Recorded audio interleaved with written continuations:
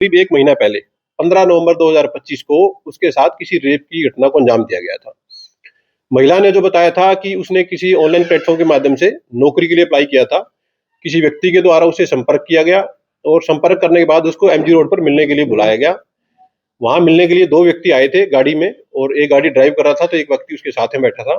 महिला ने ऐसा एलिगेशन लगाया था कि वो दोनों व्यक्ति उस महिला को नौकरी के लिए एमजीएफ मॉल में लेकर के गए और वहाँ से उसको वापस उन्होंने एमजी रोड मेट्रो स्टेशन पे ड्रॉप कर दिया।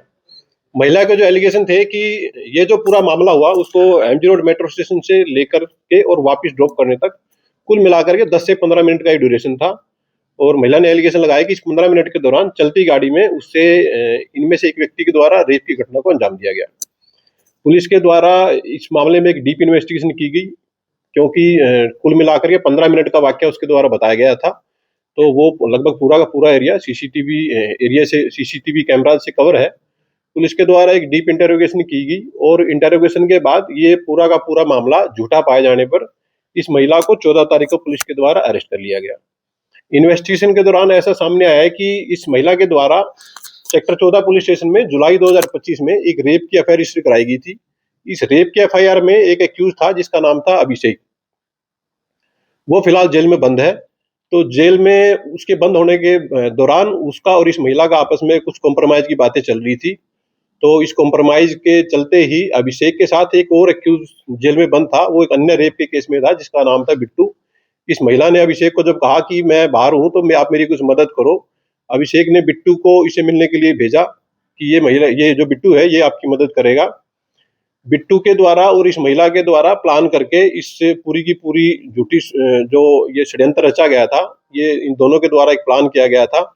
इन्वेस्टिगेशन में ऐसा सामने आया है कि इस महिला के द्वारा जिस व्यक्ति के अगेंस्ट रेप की एफआईआर रजिस्टर कराई गई है उसका जो नाम है विपिन है। तो ये विपिन की वाइफ के द्वारा बिट्टू के अगेंस्ट एक रेप की एफआईआर रजिस्टर कराई गई थी।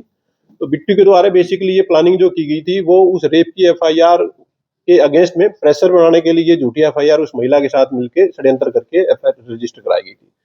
इस महिला को फिलहाल पुलिस के द्वारा अरेस्ट कर लिया गया है और जो एक्यूज इस पूरे घटनाक्रम में शामिल है उनकी पुलिस के द्वारा जल्दी अरेस्टिंग की जाएगी। महिला करती है? ये जो महिला है फिलहाल ये कुछ नहीं करती। पूर्व में ये 2024 में ये एक एयरलाइंस में कैबिन क्रू की नौकरी करती थी। फिलहाल ऐसा सामने आया है कि ये फिलहाल ये कोई काम नहीं करती। कोई और भी इसके साथ शामिल है? देखिए, अभी तक की जो इन्वेस्टिगेशन है उसमें ऐसा सामने आया है कि ये जो एक्यूज बिट्टू था, ये बिट्टू इस पूरे मामले में संलिप्त था।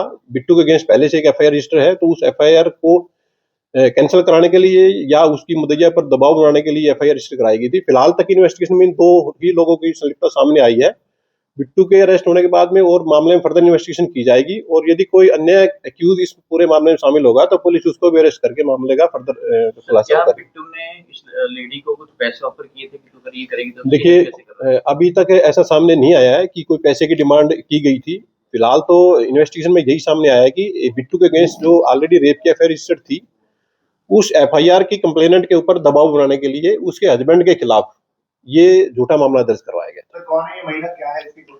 ये जो महिला है ये बेसिकली राजस्थान के गांव की रहने वाली है। फिलहाल ये दिल्ली में किराए पर रहती है और जैसे मैंने आपको बताया कि 2024 में एक एयरलाइंस में ये कैबिन क्रू की नौकरी करती है।